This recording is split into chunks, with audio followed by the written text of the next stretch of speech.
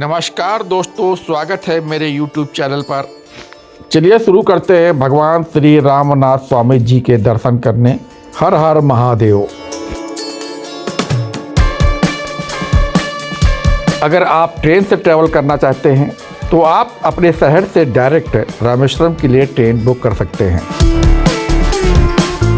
Rameswaram railway station अभी बंद है, तो आप मंडपम या फिर आप रामनाथपुरम रेलवे स्टेशन तक आ सकते हैं। रामेश्वरम जाने के लिए आपको रेलवे स्टेशन से बाहर ही आपको बसेस मिल जाएंगी या फिर आप ऑटो करके भी जा सकते हैं। अगर दोस्तों आपको रामेश्वरम तक के लिए डायरेक्ट ट्रेन नहीं मिलती है तो आप मदुरई भी आ सकते हैं, तो वहाँ से आप बस टैक्सी ट्रेन करके आप रामेश्वरम तक आ सकते हैं। अगर आप प्लेन से आते हैं तो सबसे निकटतम जो हवाई अड्डा है वो मदुरई हवाई अड्डा है। आप बस से भी डायरेक्ट रामेश्वरम तक आ सकते हैं। अगर आप मदुरई से कार बुक करके आते हैं तो उसका प्राइस 1800 रुपये से 2500 रुपये के बीच में पर डे के हिसाब से देना पड़ेगा। रामेश्वरम एक हिंदुओं का एक पवित्र तीर्थ स्थल है। यह तमिलनाडु के रामनाथपुरम में स्थित है। यह तीर्थ स्थल हिंदुओं के चारों धामों में से एक है। इसके अलावा यहाँ पर स्थापित शिवलिंग 12 ज्योतिर्लिंगों में से एक है। भारत के उत्तर में जो काशी की मान्यता है वो दक्षिण में रामेश्वरम की है। यह हिंद महासागर व बंगाल खाड़ी के चारों ओर से घिरा हुआ एक द्वीप है। अग्नि तीर्थम। रामेश्वरम के पूर्वी भाग पर जो समुद्री तट है वो अग्नि तीर्थम के नाम से जाना जाता है। यहाँ पर श्रद्धालु अपने पूर्वजों का दर्पण करते हैं तथा उनके लिए वहाँ पर प्रार्थना करते हैं। यहाँ पर श्रद्धालु लोग भी गोदान करते हैं। ऐसा माना जाता है कि यहाँ पर गोदान करने से मृत व्यक्ति को मोक्ष की प्राप्ति होती है। मंदिर में दर्शन करने से पहले आप अग्नि तीर्थम में अवश्य ही स्नान करें। ऐसी यहाँ पर मान्यता है, जब भगवान श्री राम रावण का वध करके लौटे थे तब उन्होंने इस स्थान पर स्नान किया था। इसके पश्चात आप मंदिर के अंदर 22 कुंडों में स्नान करने के लिए जा सकते हैं। रामनाथ स्वामी टेम्पल। इस मंदिर में आपको 4 गोपुरम देखने को मिलेंगे। मुख्य द्वार पूर्वी द्वार है। मंदिर के अंदर आप मोबाइल फोन ले जा सकते हैं। कुंड स्नान के दौरान आप अपना फोन लॉकर रूम में रखा सकते हैं। आपको यहां पर फ्री शूज स्टैंड की सुविधा मिल जाएगी। 22 कुंडों में स्नान करने के लिए आपको उत्तरी द्वार या फिर नॉर्थ गेट से जाना होगा।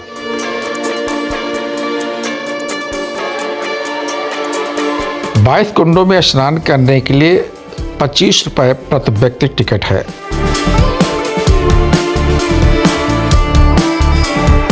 ऐसी मान्यता है कि इन कुंडों में स्नान करने से आप अपने पापों से छुटकारा पा सकते हैं। 22 कुंडों में स्नान करने के बाद वस्त्र बदलकर आप मंदिर में दर्शन करने के लिए प्रस्थान कर सकते हैं। यहाँ पर भगवान श्री राम ने श्रीलंका पर चढ़ाई करने से पहले पत्थरों से सेतु का निर्माण कराया था, जिस पर चढ़कर वानर सेना लंका पहुंची थी। पुराणों के अनुसार भगवान श्री राम ने रावण से युद्ध करने से पहले इसी स्थान पर रेत का शिवलिंग का निर्माण कर भगवान शिव शंकर की आराधना की थी, जिसके बाद भगवान शिव यहाँ पर ज्योति के रूप में प्रकट हुए थे। यह भी मानता है कि जब भगवान श्री राम ने श्रीलंका पर विजय प्राप्त करके लौटे तब ऋषि मुनियों ने बताया कि आपको ब्रह्म हत्या का दोष लगा है, क्योंकि रावण ब्राह्मण भी था और शिव भक्त भी था। इसके निवारण करने के लिए ऋषि मुनियों ने भगवान श्री राम को शिव पूजन के लिए कहा। भगवान श्री राम ने हनुमान जी को शिवलिंग लाने के लिए कैलाश जाने को कहा। इसके बाद हनुमान जी को शिवलिंग लाने में काफ़ी देर लगी। और मुहूर्त भी बीता जा रहा था। तब माता सीता ने अपने हाथों से रेत का शिवलिंग बनाया और भगवान श्री राम ने उसकी पूजा की। उस शिवलिंग को आज भी रामेश्वरम के नाम से जाना जाता है। इसके बाद हनुमान जी जब शिवलिंग लेकर आए, उसको भी यहाँ पर स्थापित किया गया, जिसे हनुमेदेश्वर के नाम से जाना जाता है। हनुमान जी कैलाश से 2 शिवलिंग लेकर आए थे। उनमें से एक विश्वनाथ के नाम से प्रसिद्ध है और दूसरा हनुमादेश्वर के नाम से। रामेश्वरम और रामसेतु बहुत ही प्राचीन है, परंतु रामनाथ स्वामी जी का मंदिर उतना पुराना नहीं है। दक्षिण के कुछ मंदिर 1500-2000 साल पुराने हैं, किंतु रामनाथ मंदिर को बने हुए कुल 800 साल भी अभी नहीं हुए हैं। इस मंदिर के अभी कुछ भाग 50 साल 60 साल पुराने हुए हैं। रामेश्वरम का गलियारा विश्व का सबसे बड़ा गलियारा है। यह उत्तर दक्षिण में 197 मीटर और पूर्व पश्चिम में 133 मीटर है। इसकी लंबाई 6 मीटर है तथा ऊंचाई 9 मीटर है। रामेश्वरम का मंदिर भारतीय शिल्प कला और निर्माण कला का एक अद्भुत नमूना है। रामेश्वरम मंदिर के अंदर जो कई लाख टन के पत्थर लगे हैं, वे सभी दूर दूर से नाव में लाद कर लाए गए हैं। इन गलियारों की कुल लंबाई 3850 फीट है। बाहरी गलियारों में 1212 स्तंभ हैं। राजगोपुरम में 9 कलश हैं और वो चारों गोपुरम में सबसे बड़ा है। इसके प्रवेश द्वार 40 फीट ऊंचे हैं। मंदिर का प्रवेश गोपुरम 38.4 ऊंचा है और ये मंदिर लगभग 6 हेक्टेयर में बना हुआ है। नंदी मंडपम 22 फीट लंबा, 12 फीट चौड़ा और 17 फीट ऊंचा है। सबसे पहले आप हनुमान जी के दर्शन कर सकते हैं, जिनकी हाइट 16 फीट है, जो 8 फीट जमीन के नीचे और 8 फीट जमीन के ऊपर हैं। तो हनुमान जी मंदिर के गर्भ के अंदर आप एक शिवलिंग के भी दर्शन कर सकते हैं। ऐसा माना जाता है जब हनुमान जी कैलाश गए थे, तब वे वहां से 2 शिवलिंग लेकर आए थे। उनमें से एक शिवलिंग ये है। इसके बाद आप भगवान रामनाथ स्वामी के दर्शन करने के लिए जा सकते हैं। मंदिर के गर्भगृह में कोई भी आर्टिफिशियल लाइट नहीं है। वहां पर दियों की रोशनी के साथ आप रामनाथ स्वामी के दर्शन किए जा सकते हैं। इसके पश्चात आप माता पार्वती के भी दर्शन प्राप्त कर सकते हैं। यहाँ भगवान विष्णु के 13वें अवतार के भी दर्शन आप प्राप्त कर सकते हैं। यहाँ पर आप भगवान कार्तिकेय, गणेश, नंदी, अष्टलक्ष्मी, माँ पार्वती के अलग अलग रूपों के आप दर्शन कर सकते हैं। आप सुबह 5 बजे से 6 बजे के बीच में स्वाटिक शिवलिंग के दर्शन जरूर करें। इस मणि को शेष नाग का रूप माना जाता है, जिस पर भगवान विष्णु विराजमान रहते हैं। मंदिर परिसर के अंदर एक हाथी भी है। यह मानता है कि हाथी सौभाग्य, प्रचुरता, दीर्घ आयु को आकर्षित करते हैं, इसलिए हर मंदिर में एक हाथी होता है। मंदिर के अंदर प्रसाद की सुविधा भी उपलब्ध है। यहाँ पर 12:30 बजे से 3:30 बजे के बीच में श्रद्धालु भोजन ग्रहण करने आ सकते हैं। अगर भक्तों आप मंदिर के अंदर पश्चिम द्वार से आते हैं तो यहाँ पर आपको दुकानें भी मिलेंगी, जहाँ से आप मनपसंद अपनी सुविधा अनुसार वस्तुओं को खरीद भी सकते हैं। मंदिर के बाहर भी बाजार बना हुआ है, जहाँ से आप अपनी मनपसंद वस्तुओं को खरीद सकते हैं। श्रावण के महीने में इस मंदिर को भव्य तरीके से सजाया जाता है। यहाँ पर पालकी हर सावन में निकलती है। 1200 रुपये में आप ऑटो कर सकते हैं। ये सारे पॉइंट आपको घुमा देंगे। अगर आप 2 लोग हैं तो स्कूटी भी ले सकते हैं। 300 रुपये से 500 रुपये के बीच में पर डे के हिसाब से आपको स्कूटी मिल जाएगी। रामर पदम रामेश्वरम से 1.5 मील उत्तर पूर्व में गंध महापर्वत पर एक छोटी सी पहाड़ी है जहां पर एक छोटा सा शिखर है जिसे रामेश्वरम का सबसे ऊंचा स्थान माना जाता है। इस मंदिर में 2 मंजिलें बनी हुई हैं। पहली मंजिल में भगवान श्री राम जी के चरण हैं। भगवान हनुमान जी ने इसी पर्वत से समुद्र को पार करने के लिए छलांग मारी थी। बाद में भगवान श्री राम ने लंका पर चढ़ाई करने के लिए यहीं पर विशाल सेना संगठित की थी। इसी पर्वत पर एक सुंदर मंदिर बना हुआ है जहां पर भगवान श्री राम जी के चरण चिन्हों की पूजा की जाती है। इस मंदिर को पादुका मंदिर के नाम से भी जाना जाता है। पहाड़ी के ऊपरी भाग से आसपास के दृश्य आपको बेहद सुंदर दिखाई पड़ेंगे। अगर आप रामेश्वरम से धनुषकोडी को आते हैं तो आपको बसेस या ऑटो की सुविधा उपलब्ध है।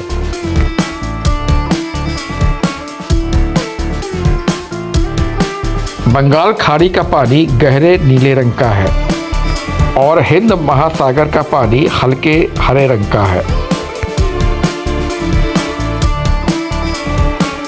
अरुणाचल मुन्नई यह भारत और श्रीलंका के बीच का आखिरी स्थान है जहां से राम सेतु की शुरुआत हुई थी। ऐसा माना जाता है कि यह ब्रिज भारत को श्रीलंका से जोड़ता है। यहां से श्रीलंका के बीच की दूरी लगभग 32 किलोमीटर है। यहां पर जो खंभ लगा हुआ है उस पर भारत का राष्ट्रीय प्रतीक बना हुआ है। एक रेखा में पाई जाने वाली चट्टानें और टापुओं की श्रृंखला प्राचीन सेतु के रूप में दिखाई देती हैं, जिसे राम सेतु के नाम से भी जाना जाता है। हिंदू धर्म ग्रंथों के अनुसार यहाँ पर भगवान श्री राम ने लंका पर चढ़ाई करने से पूर्व पत्थर के सेतु का निर्माण कराया था, जिस पर चढ़कर वानर सेना श्रीलंका पहुंची थी। रावण से युद्ध करके भगवान श्री राम विजय पाकर वापस माता सीता को लेकर आए और विभीषण को श्रीलंका का नया राजा घोषित कर दिया गया। जब भगवान श्री राम वापस जाने लगे तब विभीषण ने भगवान श्री राम से आग्रह किया कि इस सेतु को विनष्ट कर देना चाहिए। उस समय भगवान श्री राम ने अपने धनुष के सिरे से तोड़ दिया। इस प्रकार से इस स्थान का नाम धनुषकोडी पड़ा। आज भी यहाँ पर 30 मील लंबे आदि सेतु के अवशेष आज भी दिखाई पड़ते हैं। यह सेतु तब 5 दिनों में बनाया गया था।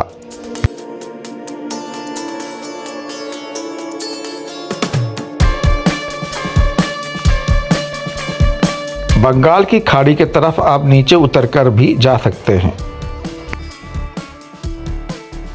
यहाँ पर माता सीता ने रेत का शिवलिंग बनाया था, इसीलिए यहाँ पर श्रद्धालु आकर रेत का शिवलिंग बनाते हैं और भगवान शंकर से मनोकामना मांगते हैं। यहाँ पर आपको चारों तरफ समुद्र ही दिखाई पड़ेगा।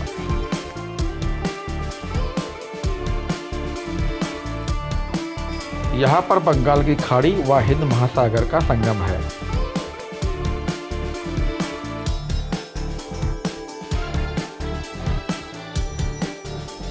यह भारत का अंतिम छोर है।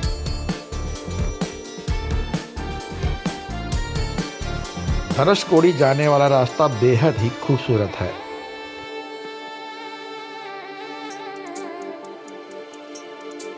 आप धनुषकोडी जाते समय इन नज़ारों का लुत्फ उठा सकते हैं। रामेश्वरम में और भी दर्शनीय स्थान हैं, उनको भी आप देख सकते हैं। धनुषकोडी रामेश्वरम से 20 किलोमीटर दूरी पर है। धनुषकोडी का नाम भगवान श्री राम के धनुष के नाम पर रखा गया है। धनुषकोडी के एक तरफ बंगाल की खाड़ी है और दूसरा तरफ अरब महासागर है। एक समय में यह बहुत ही समृद्ध शहर हुआ करता था। यहाँ आज भी गवर्नमेंट डिपार्टमेंट के अवशेष और चर्च और पोस्ट ऑफिस आदि के आज भी अवशेष विद्यमान हैं। धनुषकोडी नगर 1964 के चक्रवाती तूफान में ध्वस्तग्रस्त हो गया था, फिर इसे दोबारा बसाया नहीं गया। रामेश्वरम और धनुषकोडी के बीच में एक रेलवे लाइन भी थी। यह यात्री रेलगाड़ी नियमित रूप से चलती थी। तूफान के बाद ये रेल पटरियां क्षतिग्रस्त हो गई थी और ये पटरियां कालांतर में बालू के टीले से ढक गई। इस प्रकार से वे विलुप्त हो गई। यहाँ पर कुछ आज भी दुकानें भी बनी हुई हैं जहाँ पर आप सीप से बनी हुई वस्तु को खरीद सकते हैं। 1964 के तूफान के बाद आज भी चर्च के कुछ अवशेष शेष बाकी हैं, जिसे आज भी आप देख सकते हैं। इसे घोस्ट टाउन भी कहा जाता है। इसके बाद यहाँ पर आप 5 बजे तक रुक सकते हैं, उसके बाद यहाँ रुकना अलाउड नहीं है। धनुषकोटी, जिसे धनुषकोरी या धनुषकोटी भी कहा जाता है।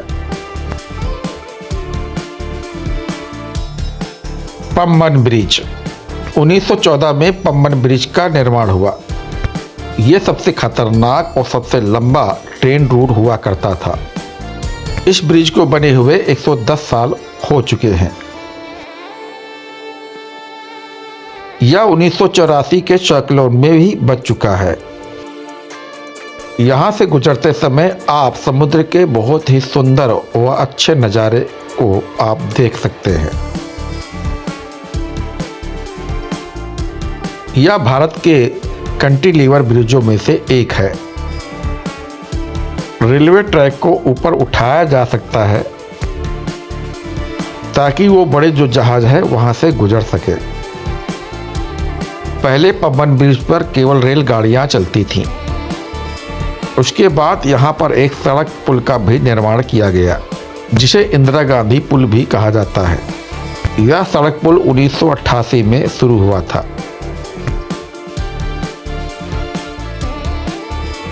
पम्बन ब्रिज अपने समय का सबसे लंबा व पुराना ब्रिज था और भारत का सबसे दूसरा लंबा बड़ा पुल है। Doctor APJ Abdul Kalam memorial हमारे देश के पूर्व राष्ट्रपति व वैज्ञानिक अब्दुल कलाम की याद में मेमोरियल बनाया गया है। डॉक्टर APJ अब्दुल कलाम को मिसाइल मैन के नाम से भी जाना जाता है। यहाँ पर आपको उनके जीवन से संबंधित अनेकों जानकारियाँ प्राप्त होंगी। यहाँ पर उनकी किताबें, उनकी वस्तुएं और आज भी सामानें आपको देखने को मिलेंगी। यहाँ पर उनको दिए गए पुरस्कारों को भी देख सकते हैं। इसमें पद्म भूषण और भारत रत्न भी शामिल है। मेमोरियल में भी उनकी समाधि बनी हुई है, जिसके आप दर्शन कर सकते हैं। तो इस तरह से दोस्तों आज का सफ़र हम यहीं समाप्त करते हैं। यहाँ तक आप आ चुके हैं तो मेरे इस वीडियो को लाइक कर दीजिए और कमेंट्स करके हमें बताइए कि आपको ये वीडियो मेरा कैसा लगा। आगे की वीडियो देखने के लिए मेरे चैनल को सब्सक्राइब जरूर करें। अगर आपने मेरे चैनल के पुराने वीडियो नहीं देखे हैं तो चैनल पर जाकर हमारे पुराने वीडियो जरूर देखें। आपको इस वीडियो के बाद अगले ज्योतिर्लिंग के भी दर्शन मैं जल्दी से कराऊंगा। धन्यवाद।